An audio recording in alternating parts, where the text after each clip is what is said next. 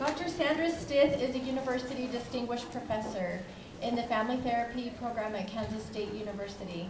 Her research focuses on partner violence. She has edited 4 books and authored over 120 articles and book chapters on the topic.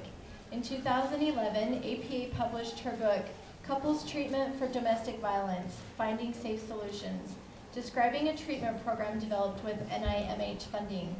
Dr. Stith also works with the United States Air Force and Department of Defense family advocacy programs, managing and conducting a variety of family violence-related research projects, including a project to develop and test a risk assessment measure for partner violence, which is currently being disseminated worldwide through the Department of Defense. In 2004, Dr. Stith received the American Association for Marriage and Family Therapy's Outstanding Contribution to Marriage and Family Therapy Award. And in 2007, she received the American Family Therapy Association's Distinguished Contribution to Family Systems Research Award. In 2013, she was named a Fellow of the National Council on Family Relations. Please join me in welcoming Dr. Stith for our next presentation. Thank you.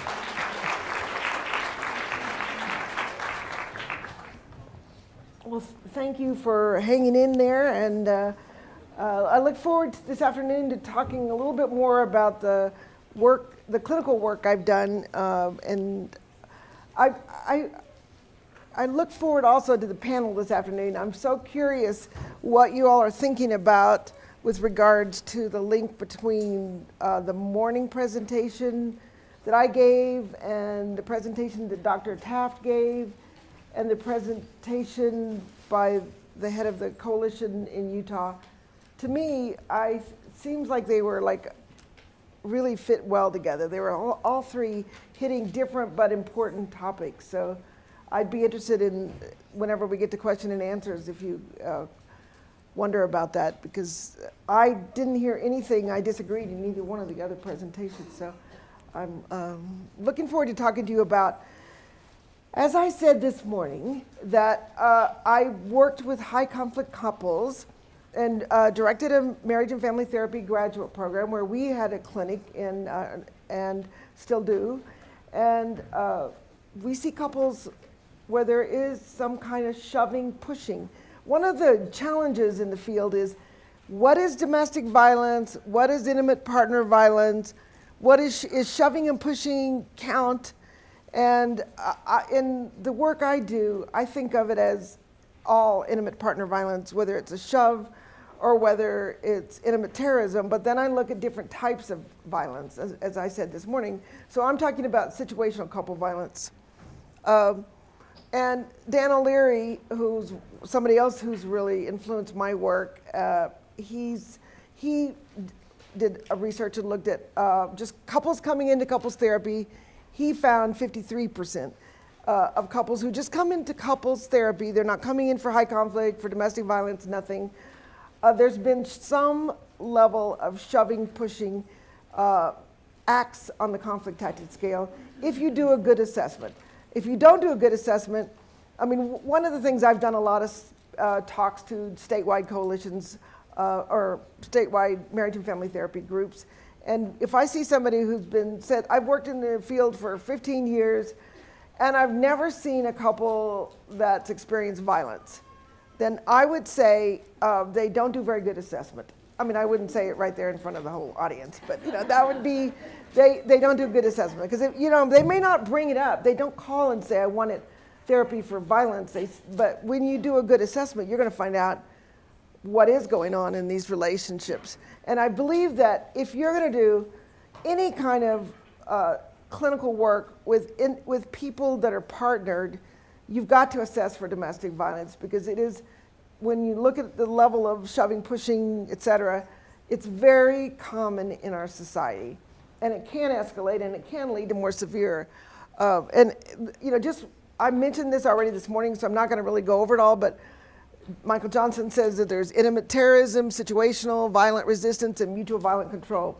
And by far, the largest percentage is situational couple violence. And that's that shoving, pushing, and it's very common. And it sometimes leads to more aggressive and more serious violence, and people can die from situational couple violence. People get pushed off the top of the balcony and die. So it's not, I'm not, when I'm labeling it as situational, I'm not minimizing it as no big deal, because my whole focus of my work is to end violence against men, against women, violence in families. So whether it's who's hitting who doesn't really matter to me. It's like, how can we stop being psychologically and physically violent toward each other? Someone came up to me and mentioned they were curious when I talked about intimate terrorism as being primarily male to female. Does that mean women don't do it? And absolutely that's not true. We have research that shows there's a small percentage of women who also use intimate terrorism, and it's very hard for men who are partnered with women who are using intimate terrorism, power and control, threats of severe violence, etc., for them to come out and ask for help, because it's just so doesn't feel very manly to, you're bigger than she and you're saying she's violent to you, what's wrong with you? Stand up for yourself, man. So it's a whole nother issue, but it is a smaller percentage. So in these short conversations, I don't get to say everything about everything, but so situational is less likely to escalate. It's lower frequency. It's not as likely to involve unilateral. It's much more likely to be both partners are shoving and pushing. But of course, like I said, you can still die from it. And it's still, kids are still watching mom slap dad across the face or dad push mom. And either way, it's destructive to families. But it is the most appropriate for conjoint couples, any kind of, or mental health treatment. So that's what I'm talking about. So when you think about it, and you think about you're working with a couple, and that couple has experienced any kind of violence, what would you think about how you might change the way you work? You're working with a couple, no violence. You're working with another couple, and you found out from somebody that there is actually been shoving, pushing. What would be some things that you would do to change the way you work? Will you just take a second and chat with each other for a minute?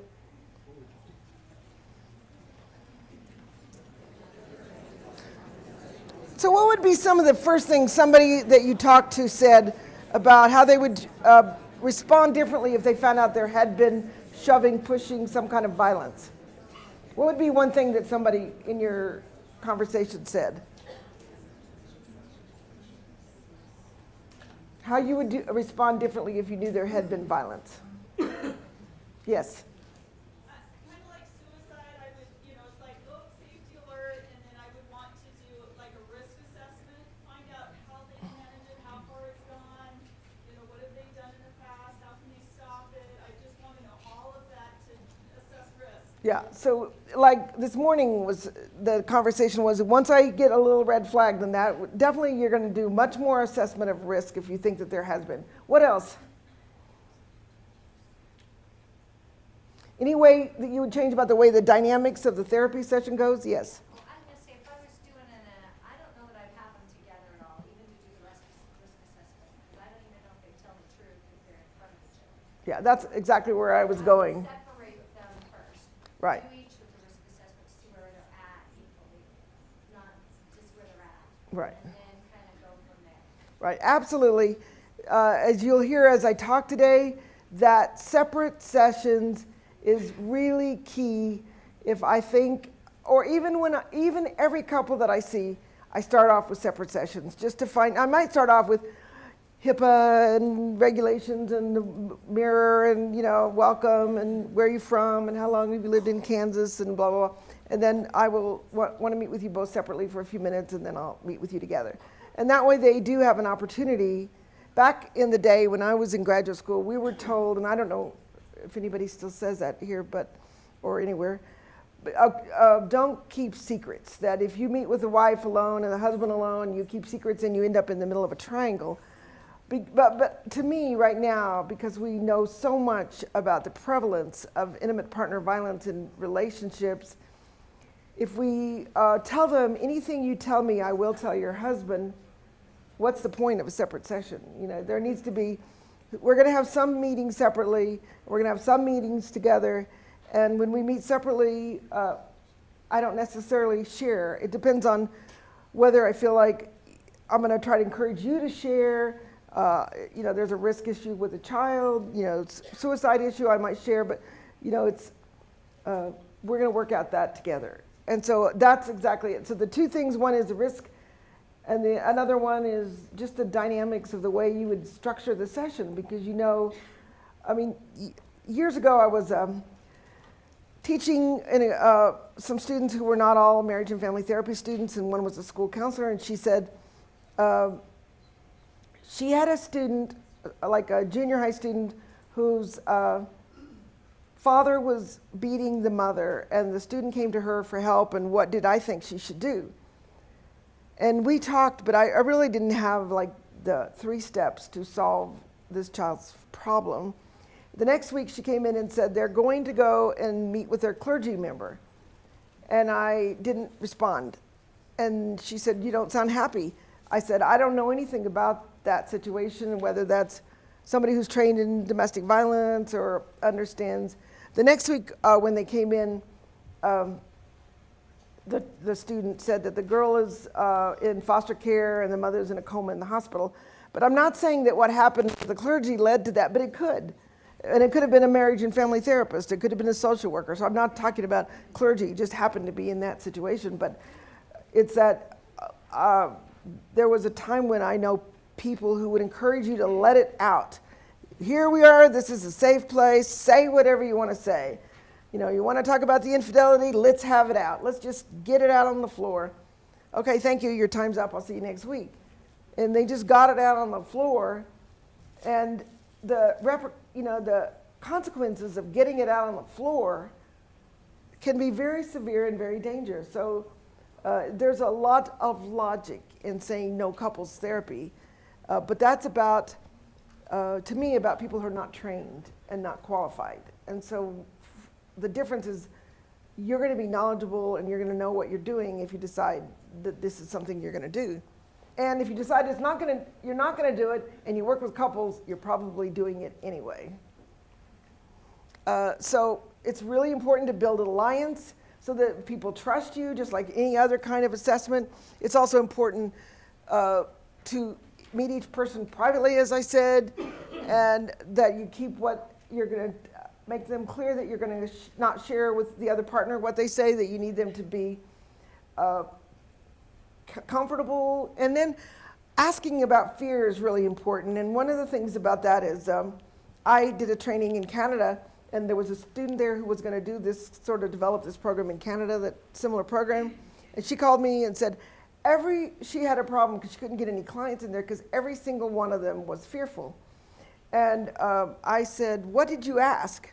And she said, "Do you have any fear that couples therapy could make things worse in your marriage?" Well, what kind of question is that? I've been married 48 years, never been to couples therapy, but I don't know if it would make things worse. Maybe we would start talking about stuff that we are in denial about. So, that's not the same question as, do you fear that if you speak honestly and say what you really think and what really is happening, there could be physical violence repercussions, that he could become violent to you, that she could become violent to you? That's a different question than, do you fear marriage counseling could make things worse? Because you never know, really. And then, do they really want to be there? How much are both partners really wanting to be there? These are separate sessions. Are they being pressured, coerced? We also do an assessment just like you would with any other client for mental health and substance abuse issues. We look at if one of the things we tried to do was exclude people that scored above a certain number. This was in our NIH grant on the Michigan alcohol screening test, and they were excluded. So the first 6 months of our study, we excluded everybody.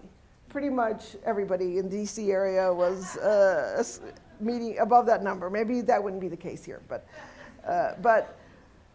so we realized we had to do something different than just exclude everybody. And so we've added intervention for the issue of substance abuse, and we'll talk about that in a minute. But we have included people where there has been a problem with alcohol, and we have monitored every week, and we found there's repeat incidents of violence, and it always happens when he drinks or when she drinks, and we've decided that they need to finish substance abuse treatment before they come back and finish our program.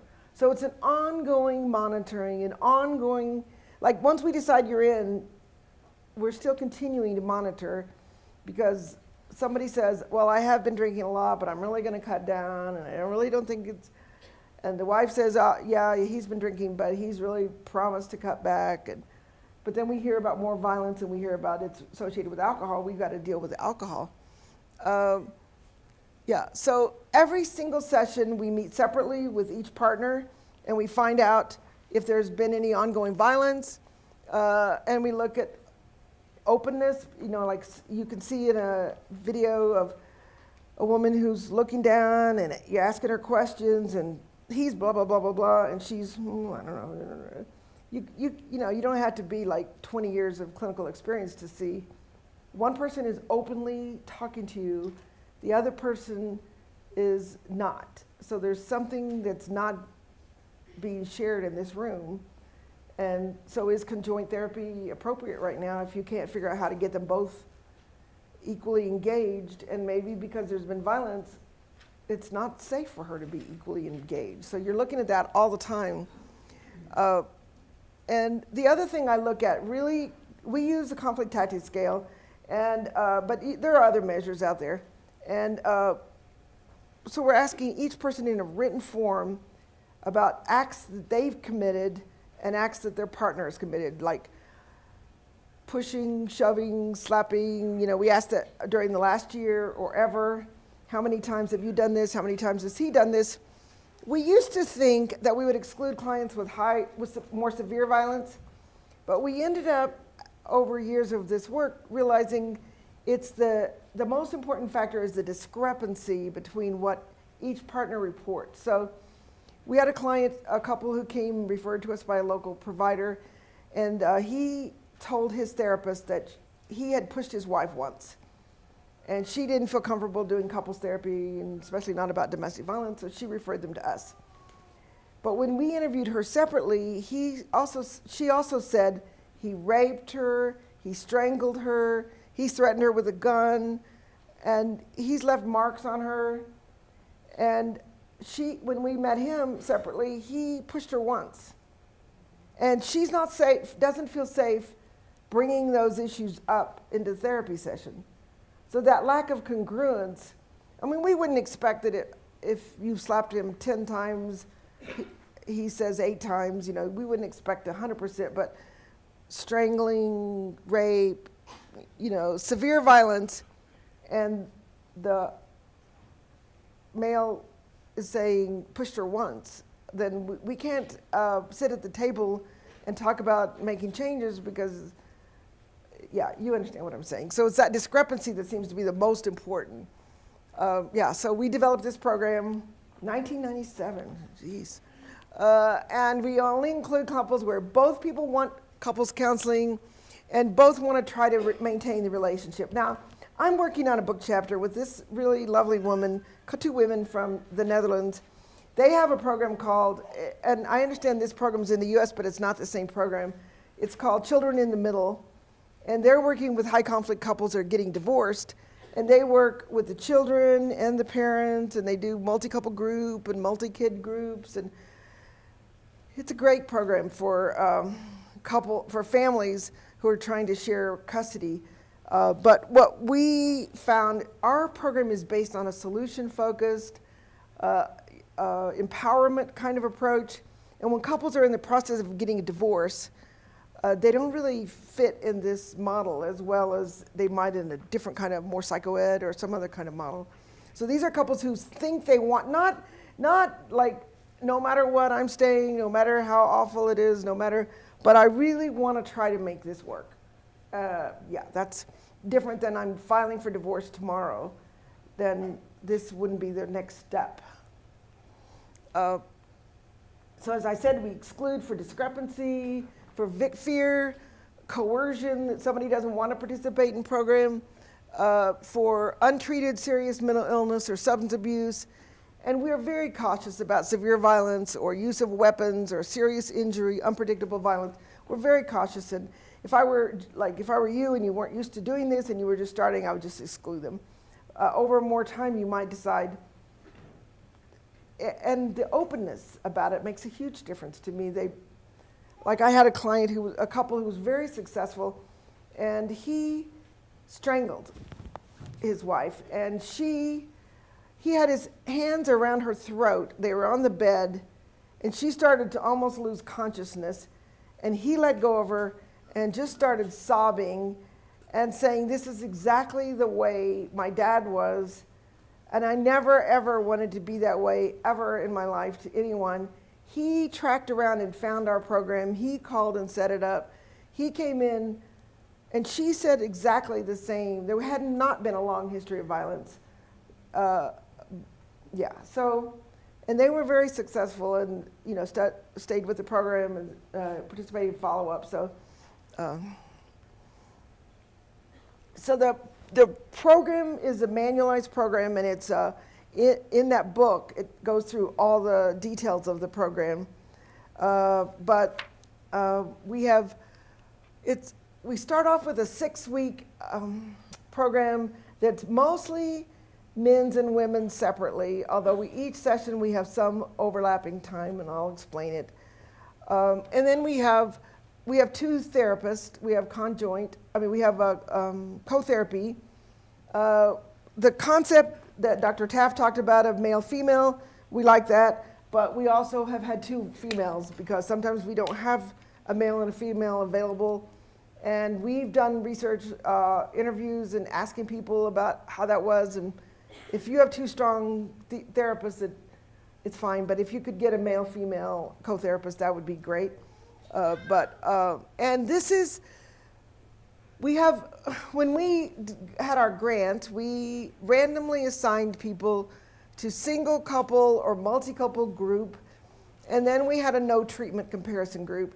And the no treatment group basically decided not to participate, but they participated in the follow-up. So it's not a randomly assigned no treatment group. We thought that we might do that, but as Dr. Taft said this morning, you can't just randomly assign some couple who's in deep trouble to sit around and do nothing. Even when you decided not to accept them, which I know a lot of therapists have chosen not to accept people because there's been violence, they're going to find somebody else that will do it. There's no way they're going to just sit there for 18 weeks if they really want help.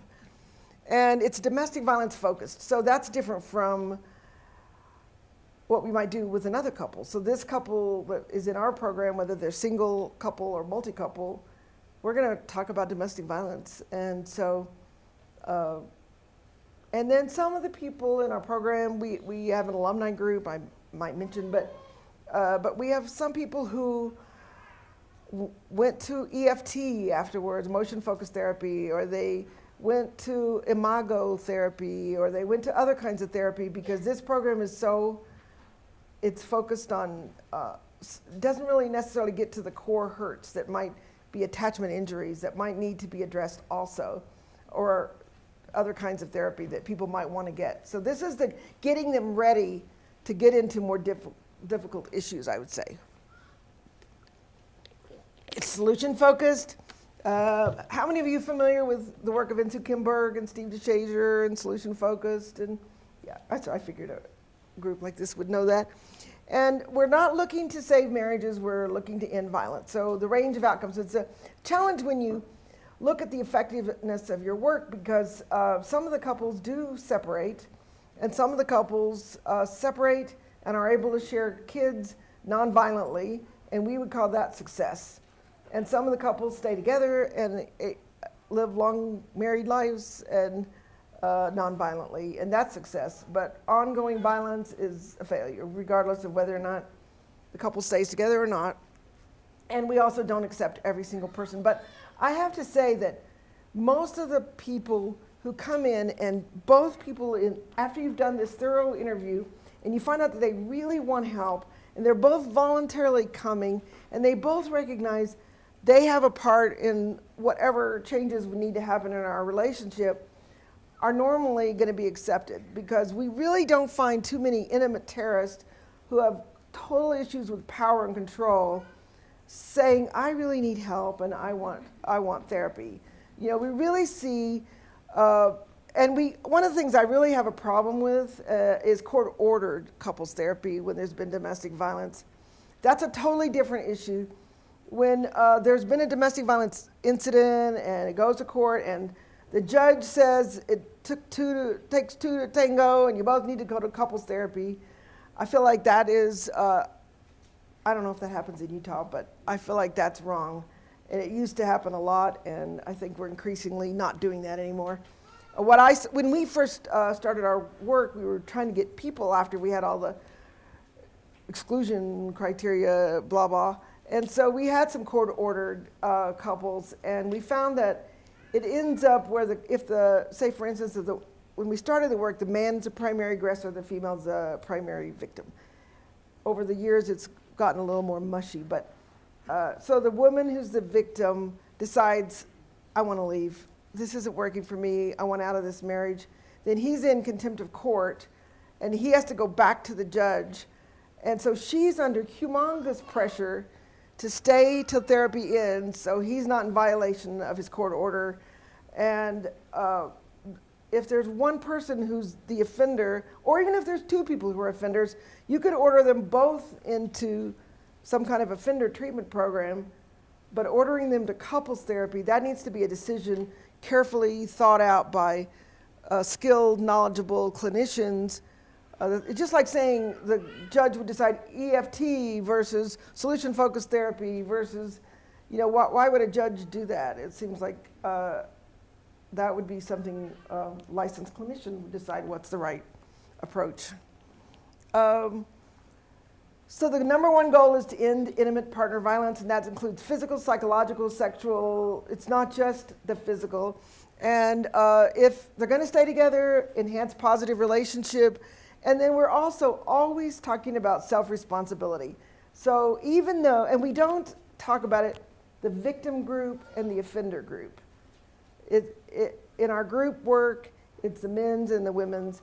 And one of the challenges that we've recently been charged with, which I won't tell you the answer because I don't know, is when you have a same-sex couple who wants to be in the multi-couple group, because you got the men's group and the women's group. What do you do with the two women? And someone called me and said, what do you think about putting one woman in the men's group and one woman in the men's group? And I'm like, that's sort of an empirical question, and I can't answer that question because it depends on the group. But anyway, so I'm gonna, all these notes, the PowerPoints, the handout. There's also a whole set of handouts that I also sent. They're all somewhere going to be online so that you guys can get these. So for the single couple, it's 75 minutes, and it's co-therapist. So I will meet alone with one of the partners, and my co-therapist will meet with the other, and that's where we'll talk about what we do during that time. Then the co-therapists talk together for just a few minutes to make sure we're hearing the same story. So if the woman tells me about some severe violence that happened this week, and the man tells me everything's great, then we might have to do something different during that session. So we have to be a little bit flexible based on ongoing check-ins and ongoing assessments about what is the primary issue. And then we have 50 minutes conjoint and 10 minutes at the end. We found that 10 minutes at the end really important to help de-escalate, calm folks down, feel more safe that couples are going home to a safe situation. The multi-couple group is similar, except it's a little bit longer. One of the challenges with that group is when that 10-minute check-in,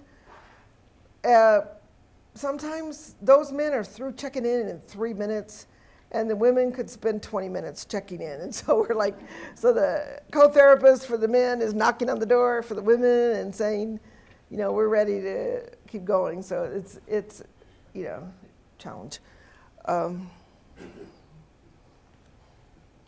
So we have, but when they begin the program, they agree to not use physical, sexual, psychological violence, and people always ask me, what happens when that happens? Does that ever happen? Well, of course it happens. You don't just like go from constantly arguing and pushing, shoving each other to all of a sudden, I've decided not to. Just, it would be the same thing as at lunch someone was talking about somebody who wanted to give up their Diet Coke addiction, and you don't just usually cold turkey the next day. You gotta mellow out of your Diet Coke. But so getting rid of, there's going to be another incident.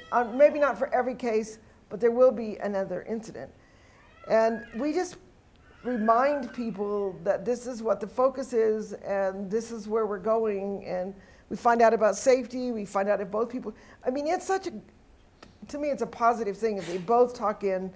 They both come in at the pre-check-in and they talk about the remote control flinging across the room, and he says, I did it. She was just talking, and I was trying to listen to the football game, and I just got so angry, I just, you know, and the woman says the exact same thing. Then I feel like it's out on the table and we can work with it, as opposed to saying, oh, that was a violent incident, you're out of the group, go home. You know, we don't do that. But we have terminated people who weren't making progress and decided that we needed something different. And we do this ongoing assessment. Is this safe? Are we doing the right thing? So I'm going to talk a little bit about the agenda for the session so that you have a good idea of what we're doing. The first week, because we're solution-focused therapists, we thought we would start right off with what's going well and how, tell me something good happened this week. And a lot of times people don't pay attention to good things. They only talk about negative things. And what we found pretty quickly is that people didn't feel respected because they came in with a serious issue. And like, we're only allowed to do happy talk in here. We're not allowed to talk about the severity of the issue. So we start off, they walk in and we introduce ourselves, and then we break into two groups, either me with the man and him with the woman, whatever. And we talk about what brought you here and what are some of the issues and struggles you're having. We've already done assessment. We've already filled out, forms and stuff like that. So it's not like we know nothing, but we want to hear from their voices, not just their written forms. What are the issues that are most difficult for them right now? And and we also talk, if it's a group, about group rules. People have told us that one of the things they really like is that the group makes their own rules. We have two sets of group rules. One group rule is comes from the group, and it has to do with confidentiality, keeping things quiet, blah, blah, blah. How many of you done groups? Most people have done groups. So I'm sure you always have some kind of rules about how to deal with lateness, how to deal with people under the influence when they come in. Maybe that doesn't, I don't know. But it comes in our groups where people are staggering into the group, and that's part of our rules, that they can't stay. And so, but we also have group rules for the women and men separately that involves don't go home and tell your partner what another group member says, because you're endangering another group member.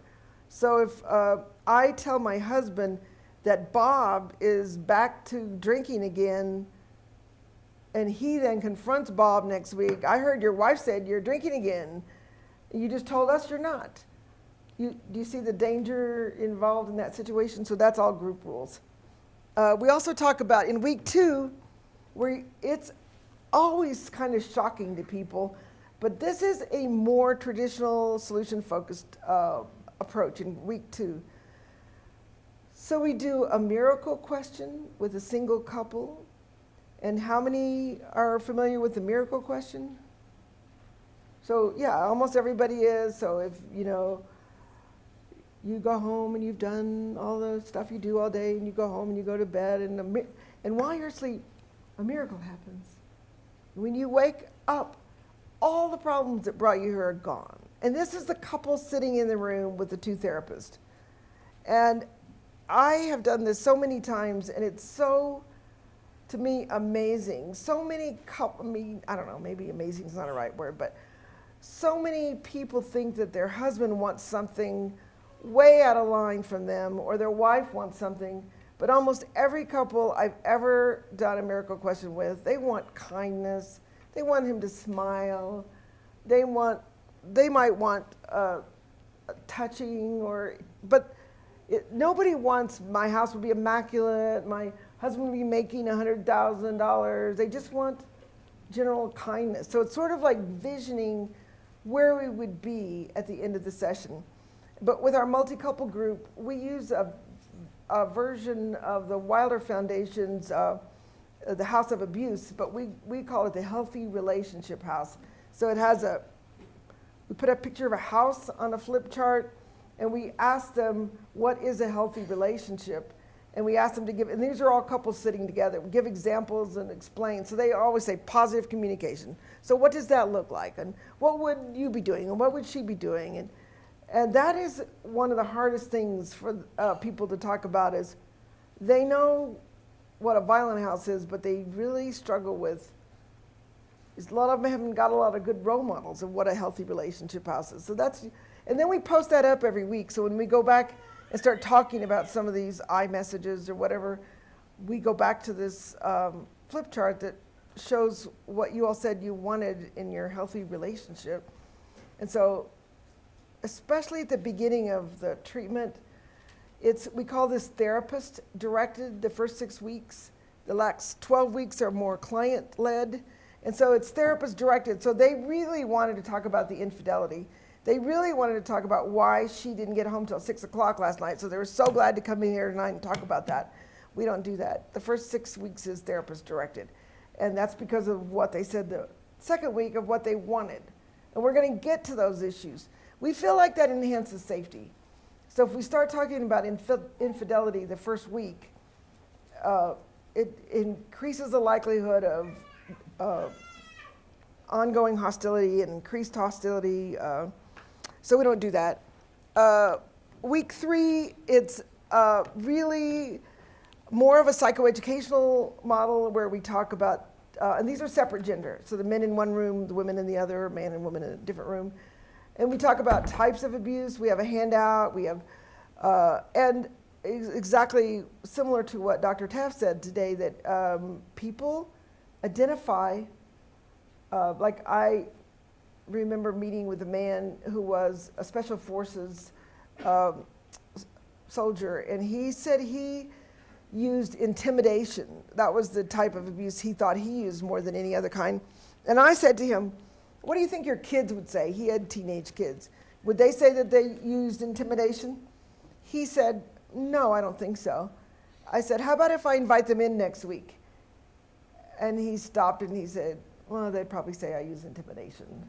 And, he just really, nobody wants to think of themselves as, but I mean, that's what he was learning in his work. And so, so we talk about, and when we've done qualitative and quantitative research throughout this project. And one thing a lot of women say that was helpful in the program is learning that violence is more than hitting, because they thought that they were maybe making too big of a deal of the psychological and the controlling and the sexual abuse. And for them to realize that it's not just hitting that's abuse was like, wow.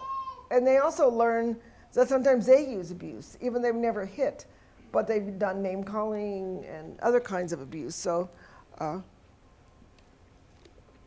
week 4, when we started doing a mindfulness kind of relaxation activity, and when we started and first developed the program, we thought exactly what Dr. Taft said. We thought it might be too touchy-feely and people wouldn't like it. But I had at that point gone through breast cancer, and I started getting in a mindfulness group, and my colleague, Eric McCollum, he's done mindfulness his whole life. And so we added that component, and people loved it. They loved, how many of you use any kind of mindfulness activities in your work now? I really highly recommend it. I have on my phone 2 mindfulness apps that are free. One is Aura and one is Calm. But there's, if anybody sends me an email and asks me to give them more, we have a program we developed for the military that has all kinds of free apps for mindfulness. But it's like, when the group starts, after they learn this mindfulness activity and they start doing this, we start every group, men and women separate, or individual counseling, man and woman separate, and we start with a mindfulness period where we take a deep breath and we think of, we maybe count to 5 and we, breathe in and we breathe out and we let our body relax. Pay attention to where any pain is in your body and notice it and take a deep breath and we let it go. So I'm not going to do a whole mindfulness activity. Plus, I feel like some of you are going to be asleep right after lunch. So I'm going to lose my whole audience there. But people absolutely have said that has made all the difference because they come in, they're angry about what happened last night, they're angry about the traffic, they're angry about parking. And then to start really focusing in on next steps in their lives, they need to get centered and grounded and be here. In a way, maybe this isn't right, but starting the conference with a prayer. It's like sort of like getting us all on the same place. What are we here for? And it's sort of a non-denominational kind of thing because we're not doing any kind of religious thing, but we're just getting us centered and realizing what is the purpose of this next hour or 2 hours, and it's really made a difference. And we also do, in that session, we also do a safety planning activity, men and women separate, and that's a hard one also because most of the couples that we see, the woman or the victim doesn't feel like it's ever going to get to the point where I need to do any kind of safety thing. And so the idea of getting the birth certificates or getting the keys someplace or knowing the numbers of the shelter, knowing where I might go, seems like you're kind of overreacting, the therapist, because I'm here for conflict. And of course there's been violence, but he's never going to really hurt me. And just like she said this morning, half of the people who get killed in intimate partner violence don't think that would ever happen. And so we do this. And in our program, we don't do it till week 5. But I do a lot of training with military and other groups who do it before they even start. I just knew that a lot of people were resistant to the idea that it was that serious. And we're not doing anything in couples therapy at this point. It's therapist directed. So we're not doing anything where we're going to talk about infidelity or former partners or difficult kids or whatever. So that's why we don't do it till then. But it would be fine to do it the first session too. And then I think what our research has suggested and what our participants have told us, that one of the most important sessions is where people say that made the difference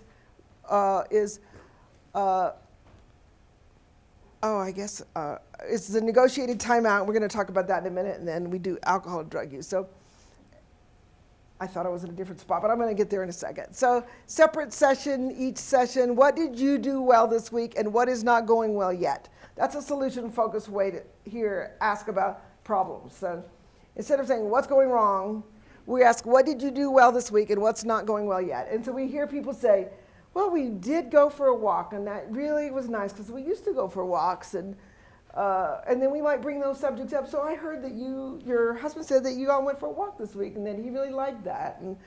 And then what's not going well yet? Well, we're really struggling with we're struggling with taking a time out. We're struggling with, how we don't just separate when we get angry. And then we ask about physical, psychological violence since last time. And if they had a goal of what they wanted, what would make, like in a miracle question, you ask, well, you're at a 4 now. What would it take to get a 4.5? I guess a 4.5 would mean maybe I'd wake up in the morning and he wouldn't have left 2 hours before I woke up. So what would he be doing instead? Well, I guess he would be, I don't know, maybe he would just sometimes choose to stay with me for a little while longer and we would have a little more time together. So like right now we try to get as clear as we can, and then we might ask about that each week, about that goal that they set. And then if there's any homework, we might ask about that. But then, as I was getting ready to say before, in week, week 5, that's what it says, week 5, negotiated timeout. And that's one that people say to us, once we nailed that and really figured out how to do a negotiated timeout and we can come back afterwards, it makes a huge difference. So before we did the timeout in a group, as a part of our program, we thought, because originally our men had all been in a men's group, and then we started a couples group. And the men learned timeout in their group. It was part of what they learned. So we thought it would be pretty easy just to kind of remind the women and let them all move on. But what we found is, in general, the women hated timeout. Has anybody experienced that with couples that you've worked with? But the women generally hated it. They felt like it was a forced break. They wanted to finish the conversation, and they also felt it was misused. So it seems like we find that men are more likely to get flooded and like a lot the opportunity to get a break, and women more likely to maybe want to keep the conversation going. But it was also misused. So sometimes, like one client said, timeouts really didn't work. When he's really angry and really upset, he still wants to argue and fight. When he's not mad, he pulls a timeout just to do something to make me mad and to keep me away. So like, I have so many dishes to do. The dishes are piled up. I've got company coming. I need you to help. Timeout. And then he takes off.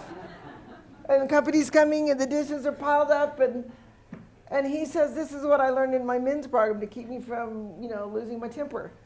Well, there's still dishes that need to be done, and I need help. And so it can be so misused if only one person's taught.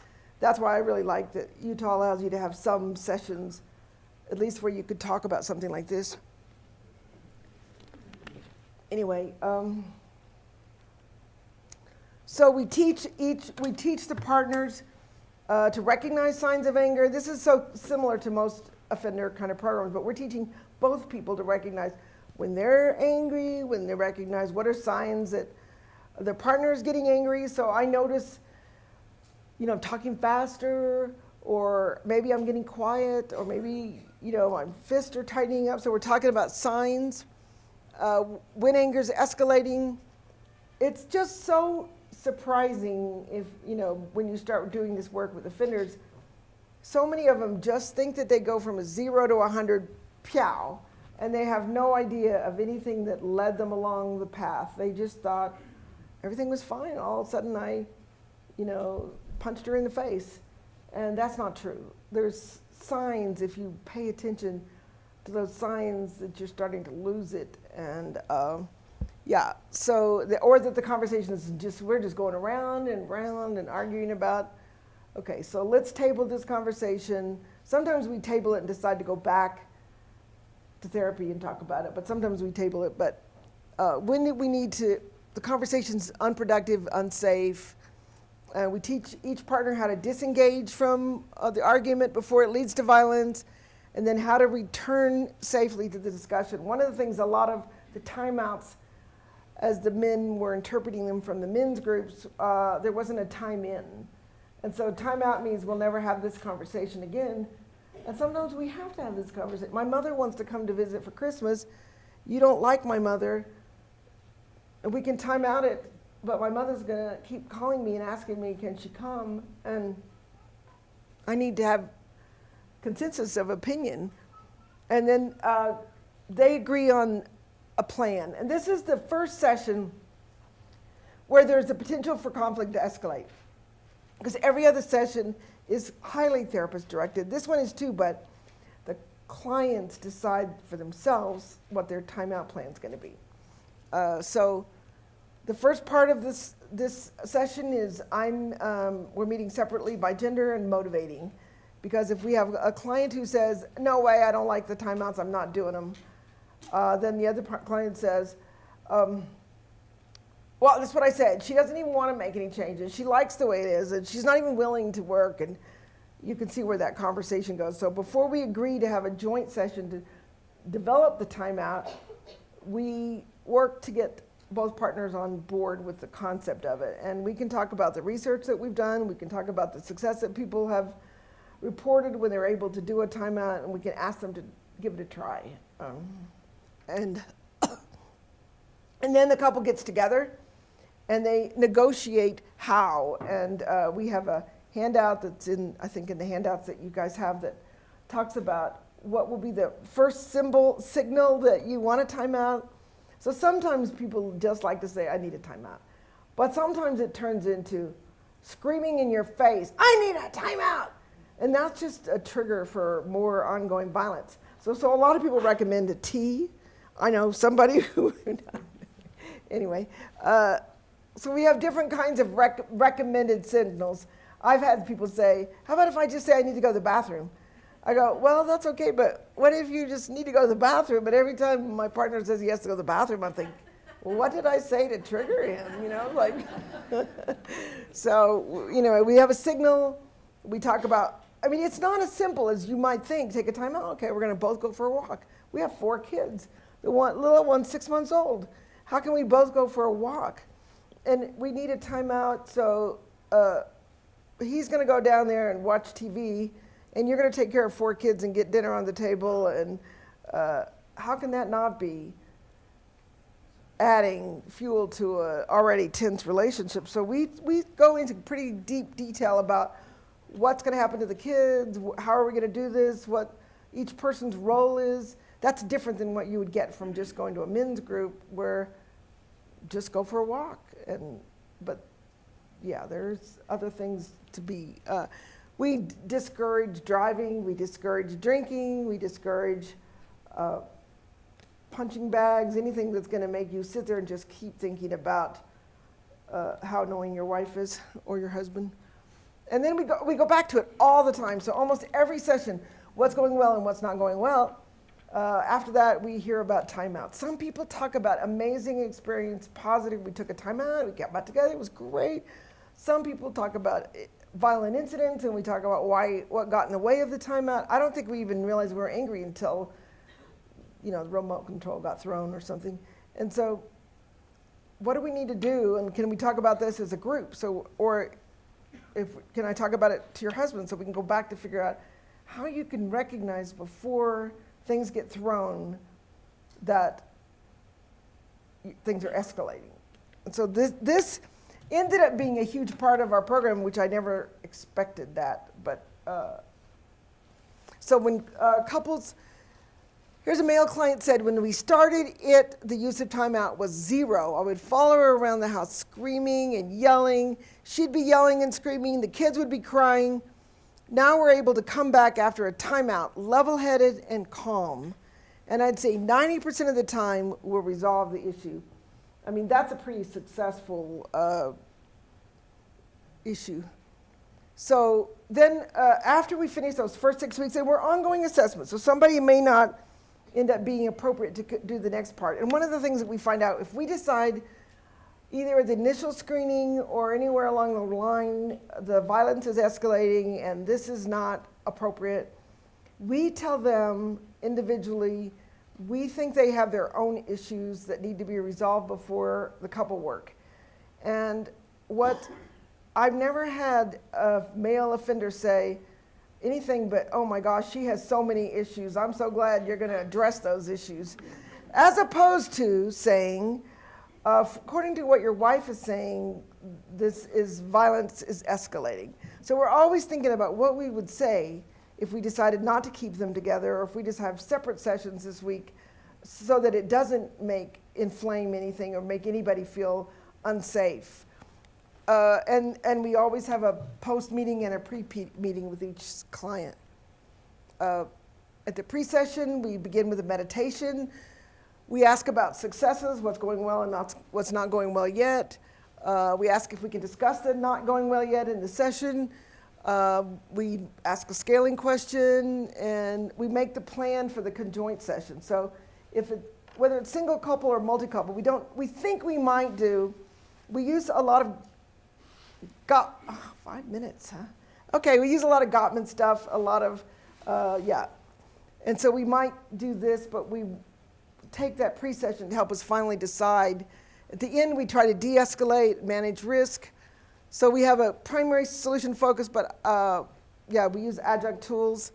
And I want to show you this videotape.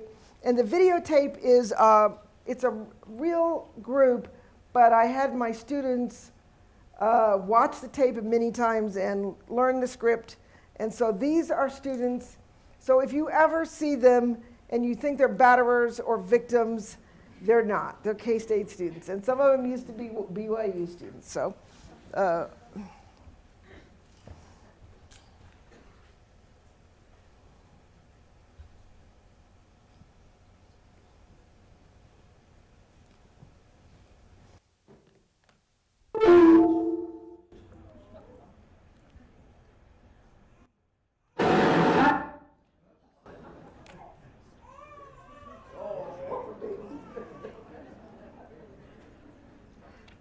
This is the ending session of one of the groups.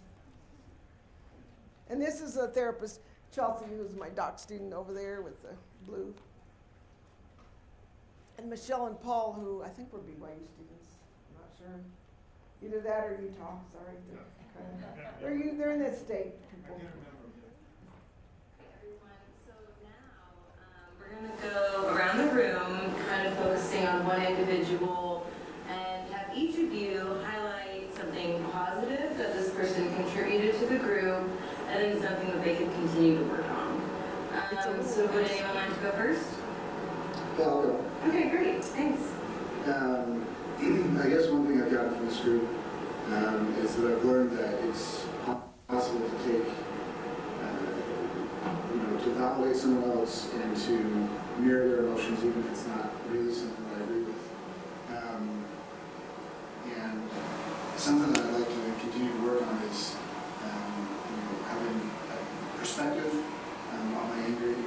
Sometimes it's, I'll be angry if it's like I get angry at the whole big picture, but to rather focus on what's actually happening along and not having it be out of proportion.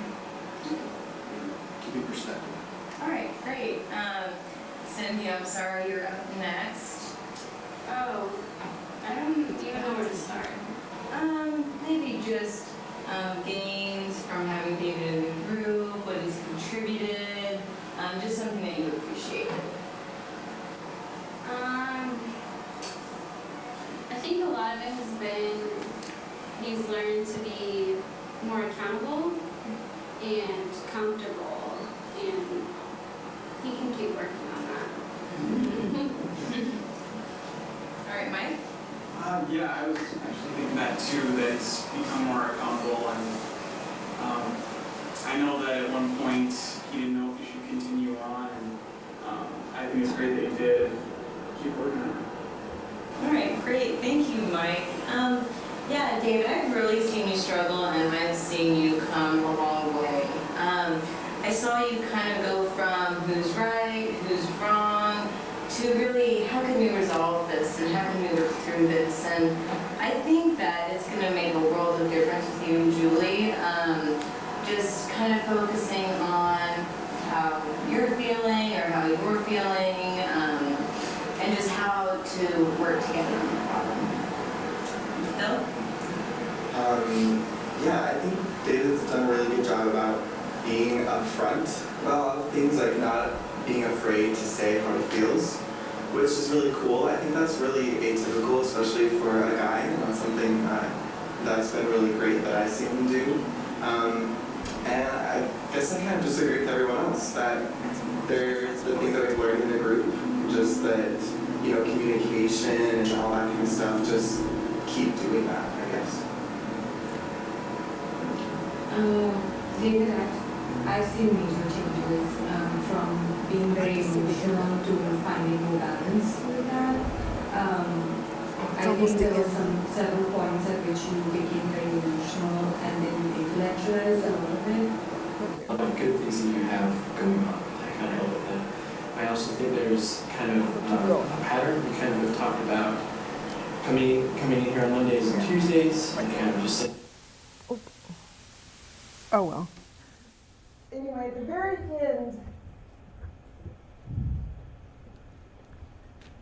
at the very end, he goes back and he said, I love what he said. He said, I want to thank you all for your comments. It sounds like you're really listening, and it's so important that you were with me during this difficult time in my life.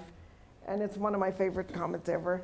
And so I appreciate the opportunity to share with you today, and I'm sorry I'm 2:31, so thank you.